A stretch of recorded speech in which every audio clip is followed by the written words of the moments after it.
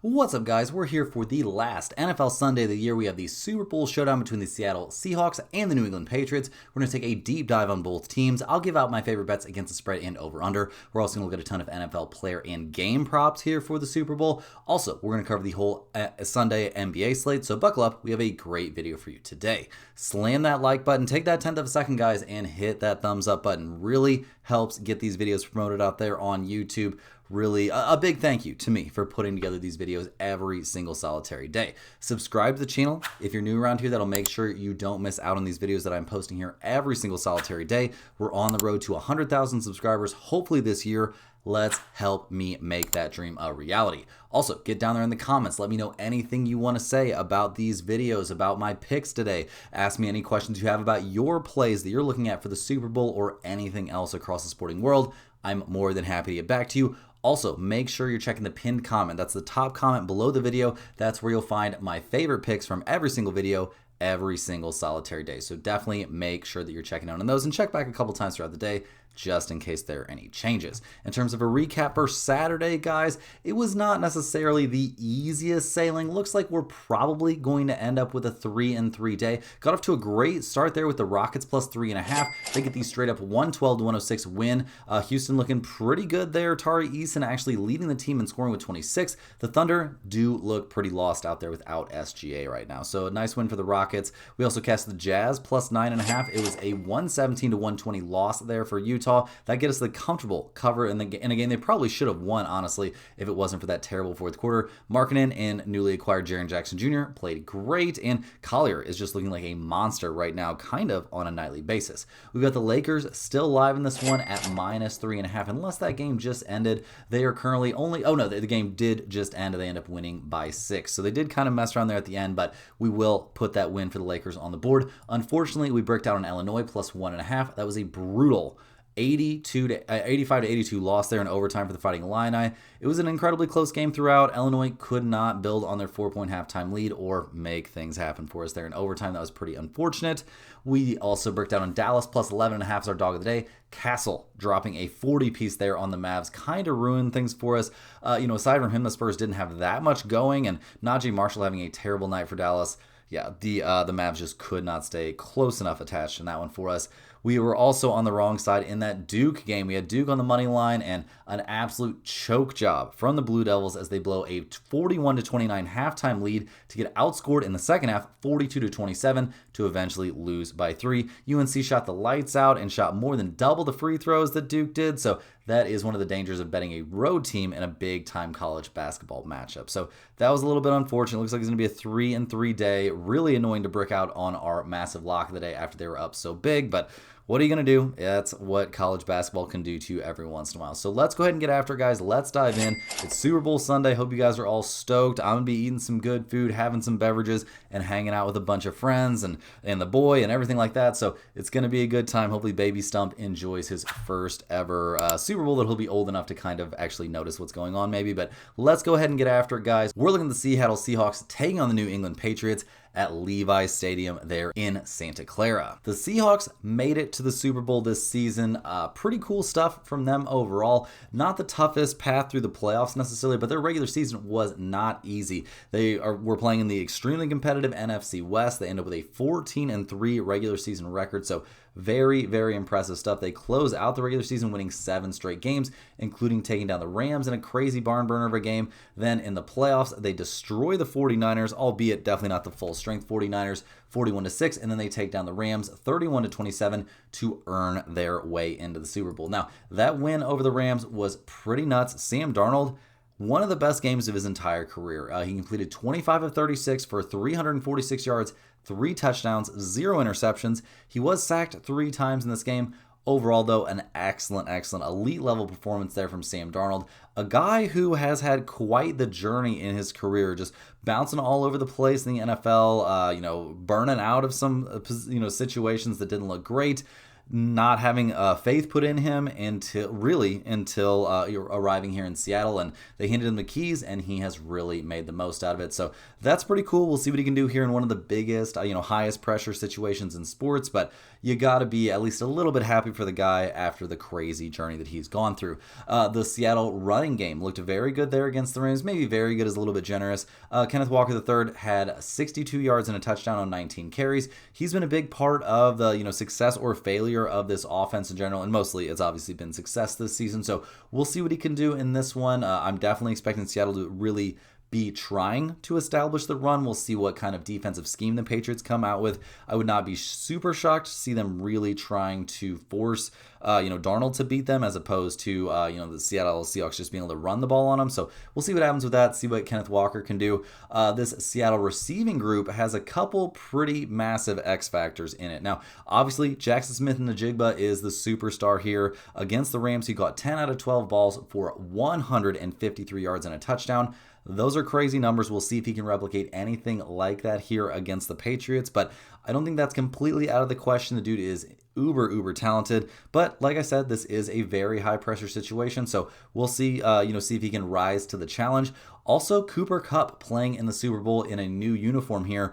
Very interesting stuff. He had a big game against the Rams, catching 4 out of 6 targets there. He had against his former team, he also caught a touchdown pass, so pretty big stuff. We'll see if he can replicate anything like that. He definitely has the experience in this spot over pretty much anybody else on the Seahawks that immediately comes to mind. So we'll see if he can really be a big boost for this team. We saw Seattle do a great job taking care of the ball there against the Rams, and the defense, well, to be honest, guys, this elite level, maybe best defense in the NFL, did struggle a little bit there against the Rams. Now, the Rams have a case to be made as maybe the best offensive team in the National Football League this season. Matthew Stafford, winning the MVP, that definitely, cements that a little bit. The Seahawks gave up 27 points to Stafford and the Rams offense. They slowed down, but definitely did not stop the run, giving up a decent amount there to Blake Corum and Kyron Williams. But taking on that Rams offensive line and Stafford under center is going to be a lot different than taking on Drake May and Ramondre Stevenson and, Stephon Diggs, really, or whoever, we're going to see New England really target a lot there in their passing game. So we'll see what happens with that. Obviously, the Seahawks over the course of the season have been amazing defensively. Finished they're current first in the NFL, guys, giving up 17.2 points per game. There's also some crazy Seahawks defense stuff that we're going to talk about when it comes time to look at game props and stuff like that. But they've been an amazing defense this season, no doubt about that. Seattle comes in this game looking very healthy. No more injury concerns really there for Darnold or anything like that. Jackson Smith-Njigba, Cooper Kupp, Kenneth Walker III, all healthy and ready to go. The offensive line is healthy and ready to get after it. And just as important as all of that, guys, this Seattle defense is raring to go. They are very healthy and ready to get after it. So a lot of good news there for Seattle on the injury front. Now, their opponents in this game, the New England Patriots, they finished the season 14-3 overall. They did come out atop of the AFC East there, so that's a big deal for, still realistically speaking, a very young team. Their regular season ended pretty well. They won 3 straight games, but beating the Ravens, Jets, and Dolphins, that's nothing too special. They did take care of business in the playoffs, but they've had a pretty easy road to run here in the playoffs. Game 1 was against the Chargers. They win that one 16-3, and the Chargers were very banged out for that game. Then they take down CJ Stroud and the Texans in a game where CJ Stroud just could not stop turning the ball over. That was a pretty wild one. And then their last game, the game that earned them the championship round, that earned them the Super Bowl berth, they got to play against the Denver Broncos and Stidham, their backup quarterback there, with Bo Nix going down with that ankle injury. Now, that game in Denver was a really crazy one. A big chunk of it was played in an absolute crazy pants blizzard and wind and snowstorm and whatever you want to call it. It was a crazy game. Drake May had a terrible time out there, only 10 of 21, 86 yards, no touchdowns, no interceptions, sacked 5 times. He did do a lot of work on the ground, though, ran the ball 10 times for 65 yards. And like I said, guys, it was a really crazy weather spot. Ramondre Stevenson did put in some pretty good work there on the ground. He had 25 carries for 71 yards. Didn't find the end zone, but still, a good day from him, especially given the weather situation. Travion Henderson, not exactly killing it, only got 3 carries for 5 yards. We'll see if New England tries to use him a little bit more here in the Super Bowl. You never know. Obviously, this is time to pull out all the stops. We'll see what happens happens there. Stephon Diggs caught 5 out of his 6 targets, but only ended up with 17 yards. Mac Hollins actually led the team in receiving there against Denver with 2 catches for 51 yards. So, things are going to be a little bit different. The weather's going to be just a little bit better for this one. Obviously going to be drastically better, so we'll see. The Patriots only putting up 10 points in that game. Against an elite defense is obviously not an amazing look, but things are going to be a lot different in this one, at least in terms of the elements. Now, the Patriots defense gave up only 7 points in that game. Obviously, some weather was helping them there, and they were going up against a backup quarterback. Held Stidham in check, did a very good job there against the Denver rushing attack, which is going to be key here against Seattle. Not like Seattle's a one-dimensional offense, but still, being able to stop the run is always important. They did give up quite a bit to Marvin Mims Jr. and RJ Harvey there in the passing game, which is not good news when you have to try and stop Jackson Smith and Najigba and Cooper Kupp in this game. So definitely some significant concerns there. The Patriots defense over the course of the season was pretty solid, 4th in the NFL, getting up 18.8 points per game. But when you look at who they've played over their last few weeks and who they've played so far in the playoffs, I don't really think they've seen anything like what they're about to see here from the Seattle Seahawks. Now, injury stuff for the Patriots. Obviously, things are looking okay, I guess, at this point, but the big news here leading up in the 2 weeks leading up to the Super Bowl has been the health or lack thereof of Drake May. Now, Drake May has been dealing with a right shoulder issue. He does not have an injury designation coming into the Super Bowl, but you know how that kind of stuff can go. May was listed as limited in Wednesday and Thursday practice due to that shoulder injury he suffered in the AFC Championship win at Denver. He missed practice last Friday before the Patriots did list him as questionable. 3 full sessions at practice this week. You know, he's fully cleared and all that, but you have to be a little bit worried about the shoulder. How healthy is he going to be? Is he going to be tentative throwing the ball at all? Like he's had a great season, but down the stretch here, his deep ball has not looked as good. The Patriots have not done as good of a job getting it down the field, so we'll see what happens. I do have significant questions here about the overall health of Drake May. Other than that, the offense is healthy and ready to go. It appears Ramondre Stevenson, Stephon Diggs, all ready to go. Hunter Henry, they're tight end that could be a big deal in this game, and the offensive line is healthy and ready to get after it. Now, on defense, we do see some issues popping up. Harold Landry III there at linebacker. It's really the linebacker core that is messed up. He is technically listed as questionable here with that knee issue.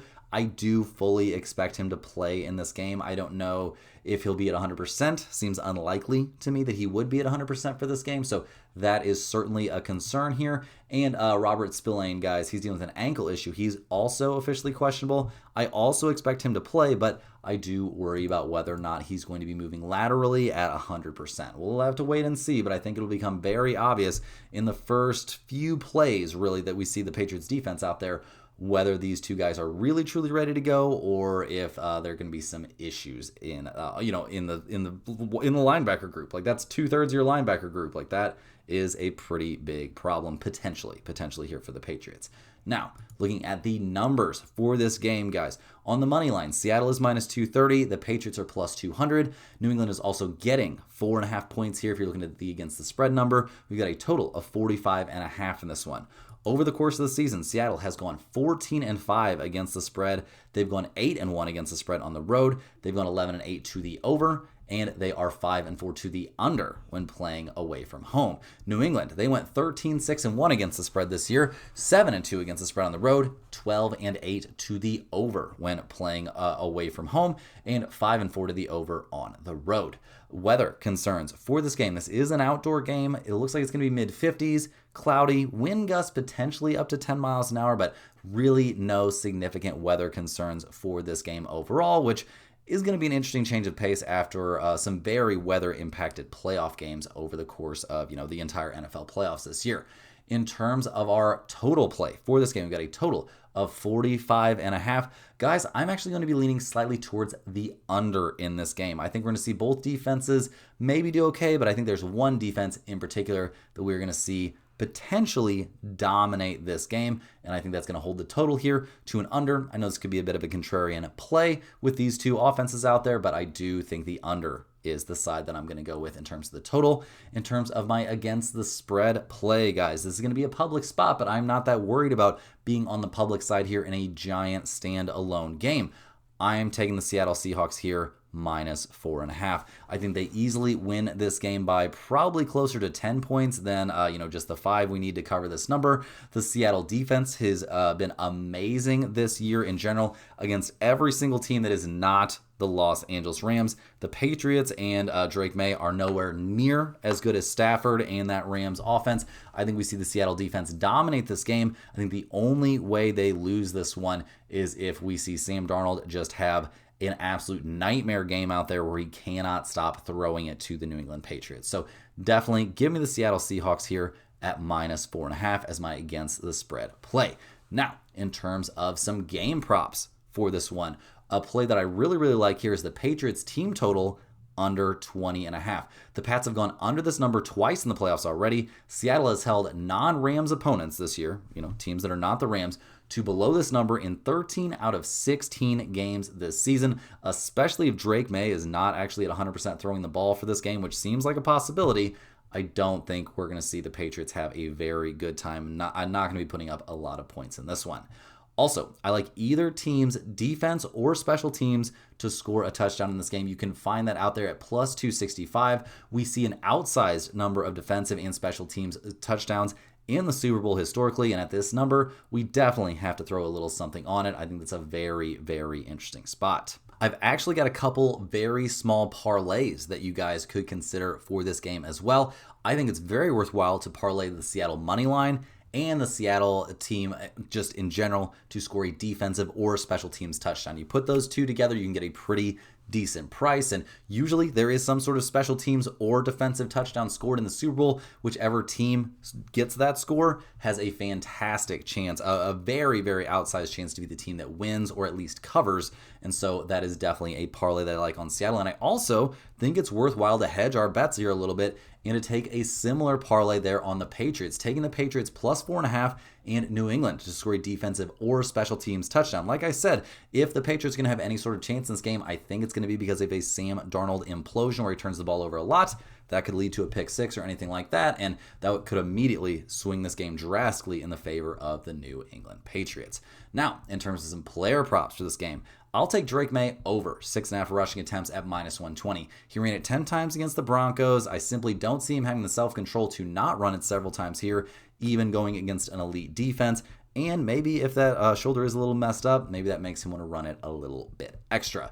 I'll also take Drake May here under 1.5 passing touchdowns at -147. It's a very nice number for this play being hung over there for the props at DraftKings, and I think we need to jump on it. I'm not projecting the Patriots to have a very good game in general, and there is a chance that May really is banged up, so we're going to fade him here going against the best defense in the NFL this season. I also like Sam Darnold here over 29.5 passing attempts here at +100. Kind of a big number, but the price is great. And if we really do see the Patriots kind of stack the box and force Darnold to beat them, then he should get over this number comfortably. There is a little bit of blowout risk on this one, though. If Seattle gets up big, they're just going to start running the ball and not going to let Darnold, put the ball in harm's way. I will also take Sam Darnold under 5.5 rushing yards in this one at -105. Super interesting spot with Darnold not really being a mobile quarterback, and we could see some kneeling helping us out here at the end of the game. I simply don't see him having a good day running the ball here, even in the Super Bowl. It's just not something he really does. I will also roll with Jackson Smith and Najigba over 0.5 rushing yards here at +280. Seattle's going to want to get the ball into the hands of JSN any way they possibly can. He hasn't had a rushing attempt here in a bit, but I think we could see that happen in the Super Bowl with teams willing to bring out every single trick they have in the playbook, and that's obviously a great price. On the Seattle side, guys, I'm going to take Kenneth Walker III under 73.5 rushing yards here at -115. He was under this number in that win over the Rams, and I fully expect the Patriots to try and force Sam Darnold to beat them. That might happen, but I don't think Walker is going to go off for any sort of massive number in this one. Last but not least, guys, our last prop here, I'll take Cooper Kupp over 34.5 receiving yards at -114. He's got an insane level of experience coming into the Super Bowl. I think we see him have a very productive game unless this is some kind of Darnold implosion spot, but I'm not too worried about that. The moment won't be too big for Kupp. That can be a big deal in these high, massive pressure kind of situations in a Super Bowl game. Now, guys, before we jump in and cover the entire NBA slate here on Sunday afternoon, we got to shout out the sponsor today in every day's video, and that is StumpTheSpread.com. Click the link in the description to go over there and see the top confidence picks from our entire team of experienced cappers. Right now, guys, our premium members are getting daily NBA, NHL, UFC, NFL, and college basketball picks. We've been on an insanely profitable run on the NHL side of things heading into the break for the Olympics. So that's been running really, really hot. We'll be getting right back after that once the Olympics is over. College basketball had been on a very good run as well. Kind of a break even or slightly losing day there on college basketball on Saturday. But NBA picking up the pieces for us. A nice little 2-0 day there on the NBA side, cashing the Rockets as a one-unit play and the Lakers as a one-unit play. Also, there were 9 UFC picks. I think those fights have yet to even happen. And I don't know anything about the UFC, so I can't really tell you how those are going, but tons and tons of great information with massive amounts of research going into it coming up for those premium members over there at stumpthespread.com every single solitary day. You definitely got to get over and check in on that, guys. It's a fantastic value, and those picks are often not going to match what you see from me here in the videos, as I'm not the premium handicapper over there for UFC, NHL, college football, definitely not NHL. I know nothing about hockey or UFC, so definitely got to get over there and check out the premium stuff, guys. A team of experienced cappers putting in a crazy amount of work every single day on those plays. You also got to get over to stumpthespread.com and check out all the free stuff we offer every single day. There are free picks under the free picks tab. Definitely got to get in on those. And guys, big write-ups on those as well. It's a good way to sample what it would be like to be a premium member, checking out those free picks over there at stumpthespread.com. But you also got to get on that free email newsletter, guys. It's a fantastic resource every single solitary day. You'll get that email. It's just packed with fantastic sports betting information, tons of stuff for the Super Bowl in that email coming out tomorrow morning very early, so make sure you're getting in on that. Free picks every single solitary day, and huge write-ups on all the niche sports like golf, NASCAR, tennis, Olympics is going to be in there, WNBA is in there, UFC is in there. It's just a treasure trove of fantastic information. There's some big golf sweats coming from this weekend's golf stuff. 25-1 McNeely is tied for second heading into the final round. A big bet there on Thagala. He's tied 16, and we just need him to finish in the top 20 for a plus in a plus 485 top 20 for Brennan. He's in 20th place, so a bunch of big winners once again this week. Those golf plays coming out in the email have been just pure gold since the beginning of the PGA season like 3 weeks ago. So definitely don't be missing out on those. Also, guys, you got to get over to stumpthespread.com if you want to pick up a Stump the Spread hoodie. It's a great time to do that. We're selling them for $39.99 right now, which is at cost. That also includes free shipping. We can have those to you in as little as 7 days. So definitely get over there and pick up a Stump the Spread hoodie if you are interested in that. Also, guys, the moment you've all been waiting for, we are doing the 2 giveaways here. And if you want to be in on these giveaways, you got to become a YouTube channel member to this YouTube channel. You just click the little join button right below the video. That'll get you a channel membership over here on YouTube. Channel members get early access to all of our videos. You get their name up on screen in every single video, but maybe most importantly, they get access to our members only giveaways. We're going to do 2 giveaways today to make up for the giveaway that I missed when I was sick, and we're going to do another giveaway on tomorrow's video. We do a giveaway every single solitary Monday. This is just a lucky Sunday where we're going to do 2 giveaways today. The way these giveaways work, we take the name of every single YouTube channel member, we put them on this big wheel, and we are going to spin this wheel right now for giveaway number 1. Let's see who it comes up on for the first giveaway. Love doing these giveaways, guys. The more members we get, the more giveaways we'll do. Looks like the winner of giveaway number 1 here on Sunday is going to be Robert Sneed. Robert Sneed, get down there in the comments. Let us know that you see that you won, and we'll get that hoodie out to you as quickly as possible. Let's remove you from the list, and let's roll this bad boy one more time. Like I said, 2 giveaways here. Big giveaway day here on Sunday. Looks like the winner of giveaway number 2 is going to be, it's a close one, Ricky Mack. Ricky Mack, you are the winner of giveaway number 2. Both of you are entitled to a free Stump the Spread hoodie, so get down there in the comments and let me know that you see that you won, and I will be able to inform you how to go about claiming your hoodies, and we can get those to you in as little as 7 days. Massive shout out to all my channel members over here on YouTube. Really appreciate every single solitary one of you. Now, guys, let's go ahead and get back to the video. Make sure you hit that thumbs up button. Make sure you subscribe to the channel, and make sure you've gotten over there to stumpthespread.com and checked out everything we offer over there, the premium picks, the free picks, and for sure that email newsletter. Fantastic information in all of those places. Now, guys, hopping over to look at this little 4-game NBA slate that we've got. First game tips at 11:30 a.m. Last game tips at 2 p.m. They are obviously avoiding the Super Bowl there, but we got some good games out there. First up, we're going to be looking at the New York Knicks heading to Boston to take on the Celtics. This game is going to be on ABC, and not going to lie, guys, I'm pretty excited to watch some NBA before the Super Bowl. But the Knicks, they come into this game 33-19 on the season. They just got absolutely dismantled there by the Celtics, or by the Pistons. That was a tough game. Karl Anthony Towns was a bit of a late scratch in that one. Jalen Brunson had a terrible night, only 4 of 20 from the field and 0 of 8 from 3. He was doing some flopping, and it was not really getting rewarded. It was a rough day out there for the Knicks. There's no way to sugarcoat it, no way around it. It was pretty brutal. Mitchell Robinson played 20 minutes, had 4 points and 3 rebounds. This is just a terrible game from the Knicks. Mikal Bridges had 19, I guess. I'm just trying to find some positives, but there are really not many. They couldn't throw it in the ocean from deep. OG Anunoby was another late scratch for this one, so it was far from the full strength Knicks. We'll see who they have available for this one. Lots of guys still on the injury report. Josh Hart, OG Anunoby, and Cat are all still on there. Wish we get a little bit more clarity on these injury reports from the NBA, but it is what it is. Hart, dealing with that ankle issue, is technically listed as questionable for this game. I mean, he did play 25 minutes there against the Pistons. I kind of expect to see Hart suit up and play in this one. OG Anunoby still dealing with that toe issue. He is also officially questionable. He played 48 minutes in that double overtime thriller against Denver, then sat out that game getting blown out by the Pistons. I think there's a chance that he does come back and play in this one. Cat, dealing with that eye issue, is listed as questionable for this one as well. He played only 31 minutes there against Denver. I do think there's a decent chance that he comes back and plays in this game as well. We will have to kind of wait and see, though, and given where the spread is at, it's definitely not a guarantee that these dudes play. I mean, the Celtics are 3.5-point favorites at home, so we'll see what happens. Boston, they come into this game winners of 5 in a row. Really gutsy performance to end up with that 98-96 win there over the Heat. That game really could have gone either way. Boston was in a massive hole early, down 15-29 in the first quarter, and they did bring it all the way back. Excellent stuff out there from Jaylen Brown. He had 29 points. It did take him 25 shots to get there, and he was only 1 of 7 from 3. Boston won this game despite shooting only 28% from long range.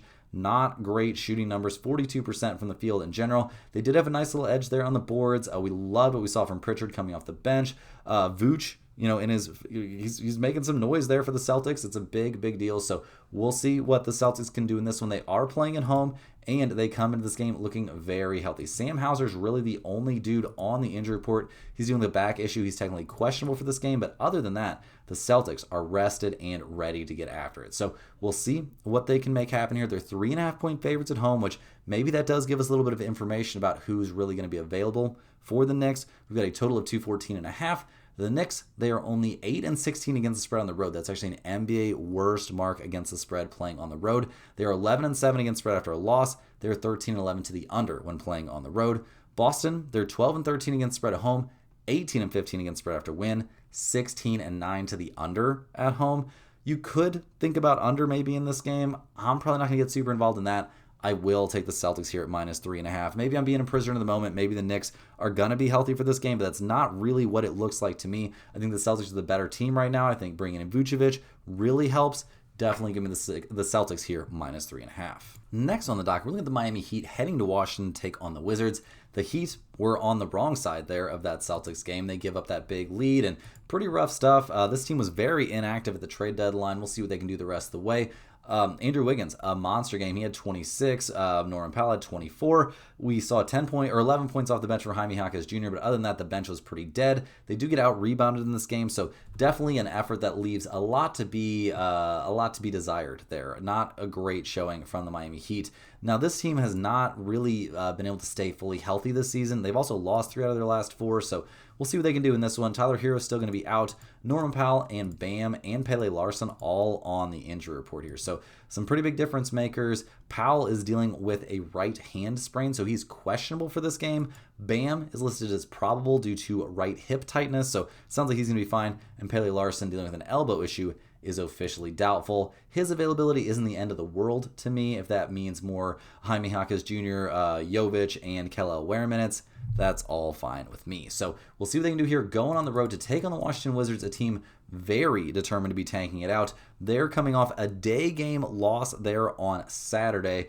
They end up losing that game 127 to 113, so not great. But like I said, guys, the Wizards are very much in the business of trying to lose. They won that crazy game against the Pistons, and they were like, oh my God, we got to rest everyone. We cannot be winning games like that. So we'll see what happens here. Obviously, in that game against Brooklyn, they really did their thing to make this implode. Only played 8 guys in the entire game. They shoot 37% from 3. They get crushed on the boards by almost equally terrible Brooklyn team. So we'll see what the Wizards can do here. They're going to be very banged up. I don't really expect any of these guys to play. Trey Johnson, Kaishan George, Kulabe, Sarr, and Jaden Hardy. I could see literally all of them sitting this game out as the Wizards continue to tank. Washington is getting 10.5 points here at home. We've got a total of 235.5. Miami is 16-11 against the spread on the road, 18-7 against the spread after a loss, 14-13 to the under on the road. Washington is 12-14 against the spread at home, 3-5 against the spread on no rest, 14-12 to the over at home. Guys, I'll definitely take the Miami Heat here at minus 10.5. I think they get a blowout win and cover. This Washington team is terrible. They're trying to lose. Miami is not trying to lose. I think we see them put up a very solid effort and get a blowout win here, despite the fact they're playing on the road. Rounding into the home stretch here, guys, we're looking at the Indiana Pacers heading to Toronto to take on the Raptors. The Pacers are 13-39 on the season. They are also tanking things out, just not quite as aggressively as some of the other teams we're seeing. A lot of these games have been pretty competitive, including that loss at the Milwaukee Bucks. Not like you should be losing to the Bucks, but still, Siakam, 19 points, not the best shooting night from him. Nembhard had 22. He played okay. Jarris Walker played pretty well off the bench. This team does seem pretty committed to trying to really go for it next season, which hats off to them for doing that. I think some very interesting trades. Bringing in Zubac should be really big for them next year. Obviously, I don't think they're going to try and play him too much this season, but with Halliburton and Obi Toppin back next year, things are going to look a lot different. Now, for this game, Zubac, Aaron Nesmith, both appear to going to be sidelined. I guess Nesmith is technically questionable, but I'd be a little bit surprised to see him play. And Zubac, he's working through an ankle injury, so yeah, they are going to keep him from making his season debut here for a bit. Like I said, they really are incentivized to be losing games right now. So we'll see what they can do here on the road against the Toronto Raptors, who have been a little bit all over the place. They're 31-22 on the season. They're coming off a blowout win there over the Bulls. We love what we saw from Brandon Ingram. He put up 33 in the win. It was a very good night from Quickly. He was pretty efficient out there and had 5 assists. We like what we saw from the bench, I guess, was okay, but they shoot 41% from 3. They should out-rebound the Bulls. They did not, so we'll see if they put in a little bit more work here on the glass. They come into this game, this team did not come up with a big man. That's, a big thing they should have been looking for at the trade deadline. Jakob Poeltl will be out for this one. Quickly sprained his ankle during Saturday's practice. He's listed as questionable for this game. I think there's a pretty good chance he sits this one out. Jakob Poeltl, dealing with that back issue, is officially questionable for this one as well. The Raptors are 8.5-point favorites here at home. We've got a total of 225.5. The Pacers, 9-15 against spread on the road, 17-21 against spread after a loss, 16-8 to the under on the road. Toronto, 11-16 against spread at home, 16-14 against spread after win, 15-12 to the under at home. I could wrap my head around under 225.5 in this game, I guess. In general, though, I'm not showing a ton of value on this one. I will lean just slightly towards the Raptors minus 8.5 here since they're at home, but no real conviction behind this play. This game is definitely a stay-away spot for me. Last but not least here, guys, we got the 2 p.m. ESPN tip between the Los Angeles Clippers and the Minnesota Timberwolves. The Clippers, big sellers at the trade deadline. They did just beat the Kings thanks to a 31-point game from Kawhi, but 24-27 on the season. And what they did at the trade deadline looks like it's going to be a bleak rest of the year for the Clippers. In that win over the Kings, like I said, Kawhi went nuts. John Collins put up very good numbers. Derek Jones Jr., Brook Lopez even put in some good minutes. But the bench is terrible. They did shoot 43% from 3, but that's not going to happen all that often. I'll be a little bit surprised to see tons of Kawhi. We'll see what happens. They're bringing in Darius Garland and Benedict Mathurin. Maybe those dudes are going to be big difference makers here immediately and save this season, but feels unlikely to me. We'll see when Darius Garland's able to come back. He was dealing with a toe issue as usual, so we'll see when he's able to make his season debut here for the Clippers. Mathurin won't come back, will not debut for the Clippers here on Sunday against Minnesota, so I kind of don't expect to see either one of them in this game. The Timberwolves, they're 32-21 on the season. They're fresh off a 119-115 loss to the Pelicans. Gobert calling out his teammates. That's pretty interesting because everybody hates Gobert already. So we'll see what happens with that. But in that loss to the Pelicans, I mean, we were on the Pelicans getting the points there, so we weren't too upset. But Julius Randle had 24, Ant had 35. Bones Highland had 20 off the bench, and it just was not enough there in the end. So we'll see what the Timberwolves can come up with this one. They are in a bounce back spot. They brought in Sumu. That could be a big, big boost there for what's been a pretty bad bench. Suddenly a bench that's Bones Highland, Sumu, Jalen Clark, and Naz Reid doesn't look so bad. And, I expect to see big stuff from Ant and Julius Randle and Rudy Gobert and stuff like that in this game, especially against what appears to be a tanking opponent. The Timberwolves are 8.5-point favorites here at home. We've got a total of 224.5. The Clippers, 13-14 against spread on the road, 12-11 against spread after a win, 14-13 to the over on the road. The Timberwolves are 11-15 against spread at home, 10-10 against spread after a loss, 18-8 to the under at home. I'm not going to get involved in the total in this game, but I will take the Timberwolves to bounce back and get the win and cover. With Kawhi playing, that does make me a little bit worried, but I think a combination of Jaden McDaniels and Anthony Edwards can make life pretty tough on Kawhi, and I don't really know what his motivation level is going to be like with everybody getting sold off here, so I will lean a bit towards the Timberwolves here at -8.5. Guys, that's all the games we have here for today on Super Bowl Sunday. Have a great time out there. Enjoy the Super Bowl. Eat some good food. Drink responsibly. Hit that like button for me. Help get this video promoted out there on YouTube. It really, really helps. Subscribe to the channel if you're new around here. We've had a wave of new subscribers, so really, really appreciate every single one of you. Let me know in the comments any questions you have about today's slate, about the Super Bowl, about anything else. Anything going on in the sports world, I'm more than happy to get back to you. I appreciate everybody watching. Make sure you're clicking the link in the description to get over there to stumpthespread.com. Check out all that great free stuff. Definitely check out the premium picks. They can pay for themselves pretty damn quick. And also, guys, just a big thank you for watching these videos. We'll see you right back here tomorrow, same time, same place, for more sports betting action.